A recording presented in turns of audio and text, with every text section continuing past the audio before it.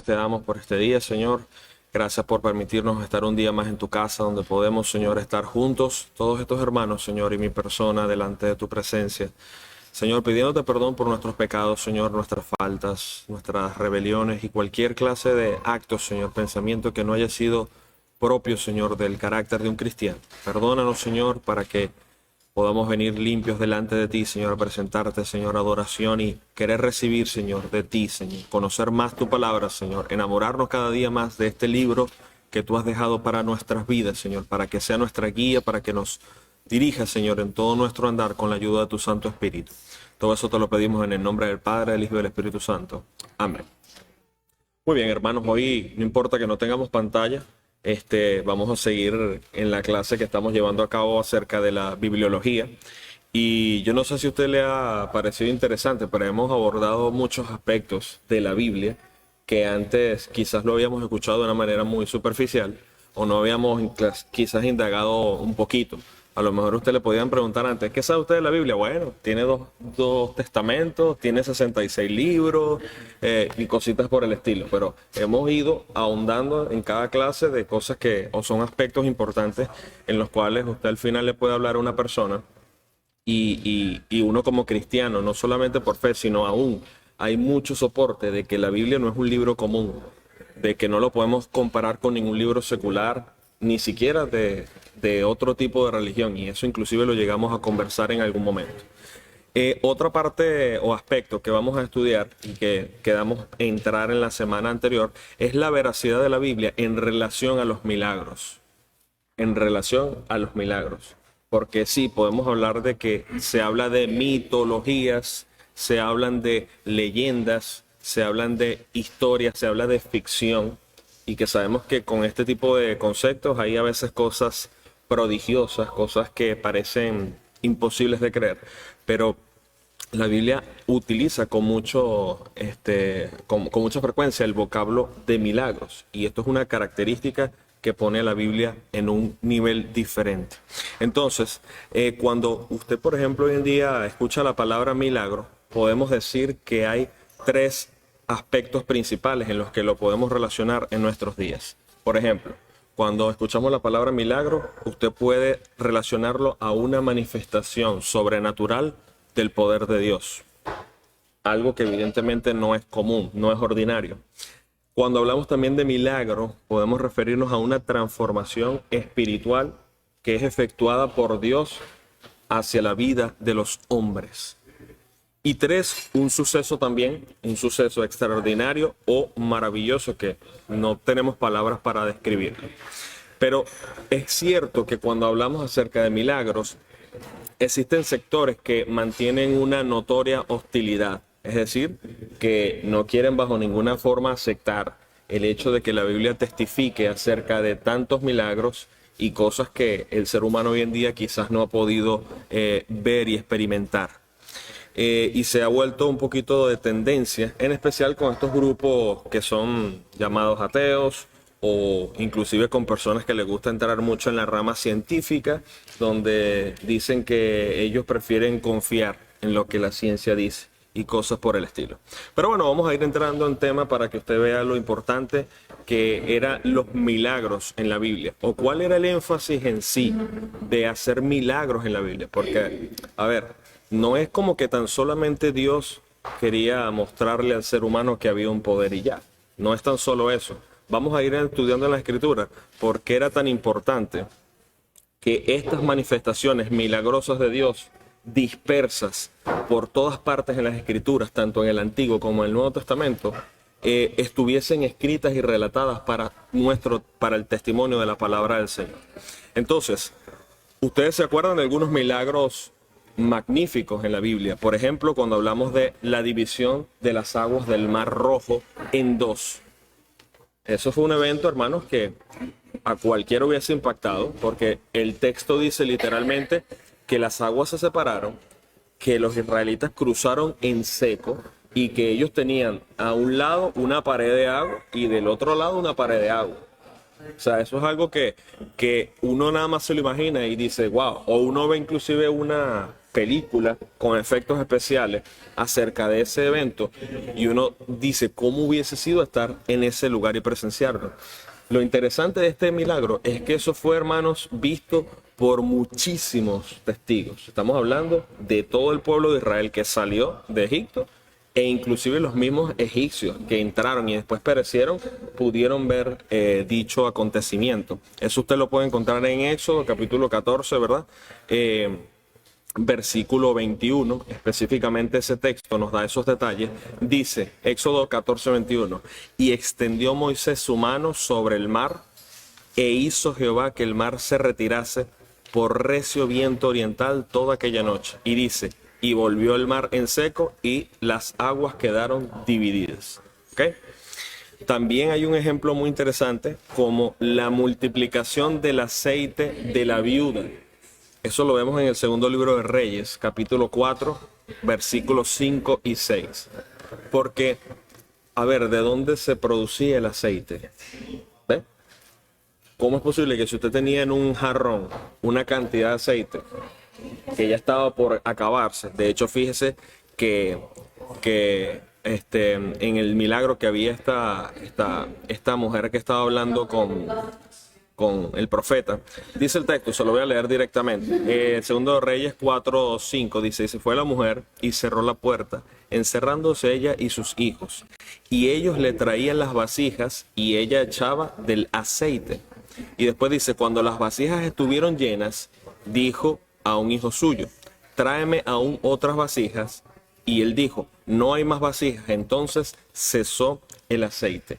Esto fue un milagro que el profeta Eliseo anuncia, porque era una mujer viuda a la cual le estaban pidiendo que entregara a sus hijos como esclavos, porque sencillamente había quedado viuda esta mujer, no tenía cómo pagarle a sus acreedores, y entonces el milagro que ocurre es que el profeta, por supuesto dirigido por el Señor, le dice a esta mujer que tenía, y ella dice, no, lo que tengo solamente es una vasija con un poquito de aceite.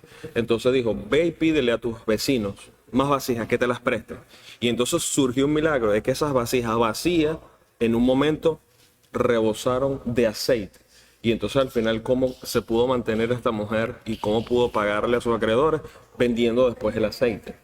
Entonces uno dice, ¿cómo apareció? ¿Cómo se multiplicó el aceite? Milagros.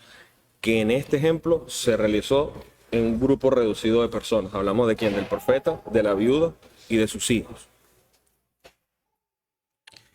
Pero el más documentado, o el milagro que ha sido siempre centro también de ataque, es acerca de la resurrección de nuestro Señor Jesús.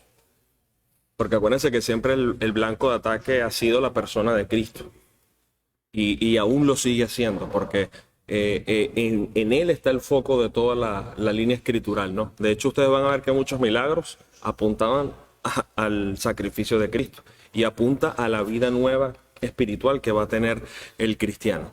Así que algo que debemos partir es que desde los tiempos más remotos y antiguos, hablándole a un milenios atrás, los milagros eran evidencias de una deidad y era la confirmación de los mensajeros de ese Dios. Por esa razón, cuando usted se va a Éxodo capítulo 7, versículo 9, mire bien interesante ese texto. Para que usted, no sé, a lo mejor lo ha leído, a lo mejor no se ha dado cuenta, pero ¿por qué usted cree que esa fue la respuesta del faraón? Éxodo 7:9. Puede buscarlo ahora mismo. Éxodo 7:9.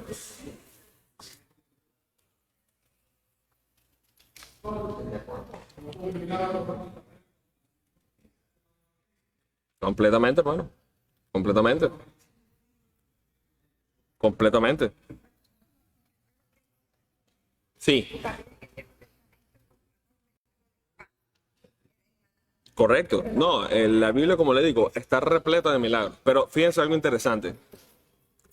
Éxodo 7:9 dice, escuche bien, si Faraón os respondiere diciendo, mostrad milagro, dirás a Aarón, toma tu vara y échala delante de Faraón para que se haga culebra. ¿Por qué razón iba a hacer esto? Hermano, porque el Faraón tenía un grupo de hechiceros que estaban acostumbrados a practicar la magia.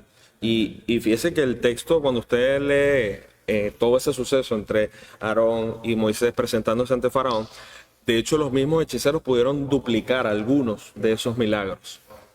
Entonces, si tú venías, como el caso de Moisés, a presentarse a Faraón y decirle que el Dios del pueblo de Israel había venido a pedirle al pueblo que saliera de Egipto y fueran a darle adoración, él iba a decir, ¿de qué estás hablando tú? Si es un Dios, bueno, que ese Dios muestre un milagro. Esa era la evidencia, hermanos. O sea, no podía ser algo secular, algo común de que un ser humano podía ser. Tenía que haber algo especial.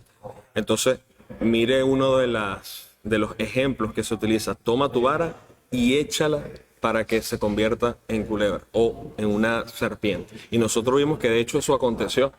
Va Faraón, después el Faraón observa, van los hechiceros y hacen la duplicación de las mismas. Pero ¿qué sucede? Dice la Escritura de que la serpiente, que era la vara de Moisés, devoró a las otras, mostrando allí, hermanos, que el poder de Dios es superior al poder que tienen las tinieblas. Pero también, si usted se va, por ejemplo, a Mateo capítulo 12, versículo 38, fíjese que estamos viendo un ejemplo del Antiguo Testamento y ahora un ejemplo del Nuevo Testamento. Mateo capítulo 12, versículo 38, el título, de hecho, en esa porción de la Biblia dice, la generación perversa demanda señal. 38. Mateo 12, 38. Dice, entonces respondieron algunos de los escribas y de los fariseos diciendo, Maestro, deseamos ver de ti señal. ¿Por qué razón? Porque como le digo, había ya de la cultura, el tema de saber que si alguien venía de Dios, iba a manifestarse este tipo de eventos. De hecho, ¿qué le dice Nicodemo en privado al Señor cuando se le acerca? Él le dice, Maestro, sabemos que has venido de Dios porque nadie puede hacer las cosas que tú haces si no está Dios con él. O sea, y no estaba hablando acerca de las enseñanzas nada más, sino de ya los milagros que él había podido presenciar, que el Señor Jesús había hecho. Entonces, demanda de señal inclusive por el mismo pueblo del Señor. Si se va a Juan capítulo 6, Evangelio de Juan 6, versículo 30, que ese es un capítulo muy interesante en el Evangelio de Juan, capítulo 6, versículo 30, ¿qué le dice la población, la multitud que estaba siguiendo al Señor?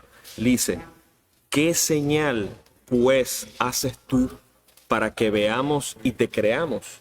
¿Qué obra haces? Estamos hablando del pueblo judío que después de escuchar al Señor y muchas otras cosas dice, ¿qué señal haces tú para que veamos y te creamos? ¿Qué obra haces tú? Porque inmediatamente había una oportunidad para eso.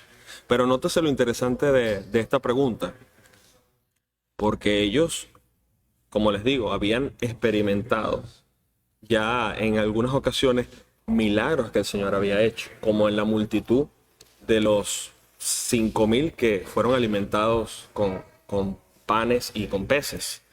Entonces, el punto es que ellos estaban inclusive utilizando estas preguntas más que todo para una conveniencia personal. Por eso usted más adelante, cuando ve el mismo capítulo de Juan, que el Señor sigue hablando con ellos, ¿qué le responde el Señor? Le responde con una palabra muy, muy fuerte. Le dice que ustedes a la verdad lo están buscando a Él, no por sus palabras, no por la enseñanza que Él está dando, sino por qué cosa, porque dice, porque os comieron el pan y os saciaron.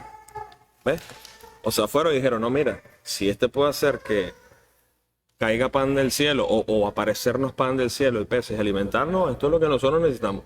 Nuestra vida está resuelta, imagínense. Diría usted, bueno, ¿para qué voy a salir a trabajar si yo puedo orar a este Señor y me va a aparecer $500 diarios aquí? ¿Me explico? Vieron eso como la solución terrenal a sus problemas. Pero fíjense, ¿qué señal haces tú pues para creerte? Tienes que hacer algo especial. Hoy los políticos hacen promesas y promesas para que la gente le crea, pero en los tiempos del Señor Jesús y en el Antiguo Testamento había necesidad de milagros. Pero muchos también creyeron en Jesús luego de ver estas credenciales y evidencias. Por ejemplo, si usted se va al Evangelio de Juan, allí mismo cerquita, capítulo 2, versículo 23. Uno, si quiere, con voz alta puede leer Evangelio de Juan 2:23 para ver.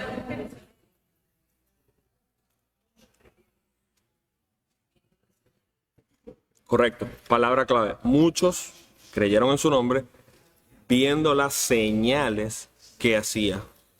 Otra persona puede leer Evangelio de Juan 3, versículo 2.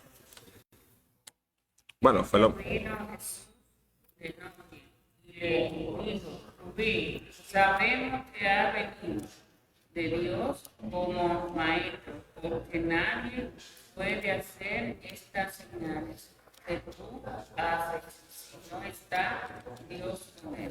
Amén. Ese es el caso de Nicodemo que estábamos hablando. Otra persona que busque Juan, el mismo Evangelio, capítulo 7, versículo 31.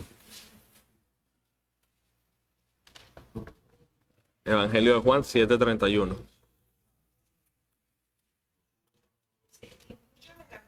Creyeron en él y decía, el Cristo cuando venga hará más señales que las que esté hace. Hará más señales que las que éste hace. Fíjense que está haciendo todo referencia al tema de los milagros.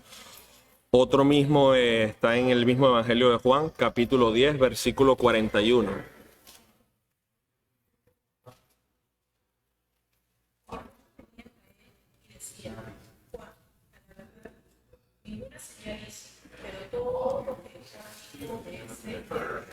Exacto. Todo el testimonio que dio Juan el Bautista acerca de Jesús se cumplió a cabalidad. Anunciando, fíjense que él decía, Juan decía que él no era ni siquiera digno de desatarle las trenzas del calzado, que él solamente era una voz de uno que clamaba en el desierto. Que de hecho él le dijo al Señor, Señor, tú vienes a mí para ser bautizado, más bien yo debería ser bautizado.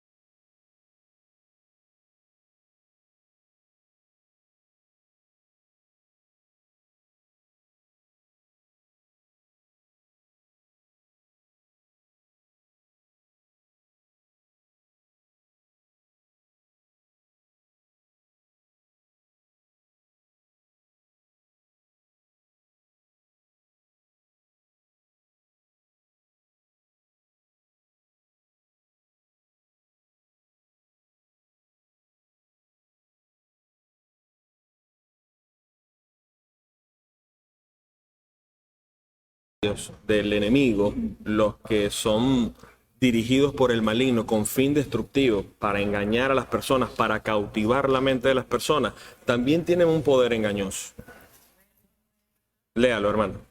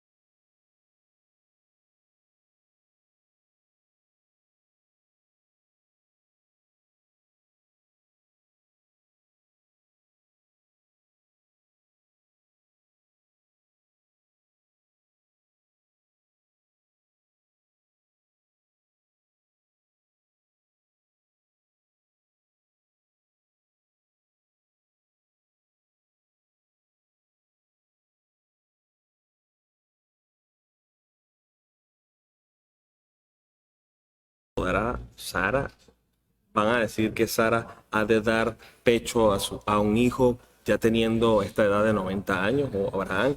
O sea, estamos hablando de que había incredulidad. O inclusive cuando se le da el mismo anuncio al sacerdote Zacarías.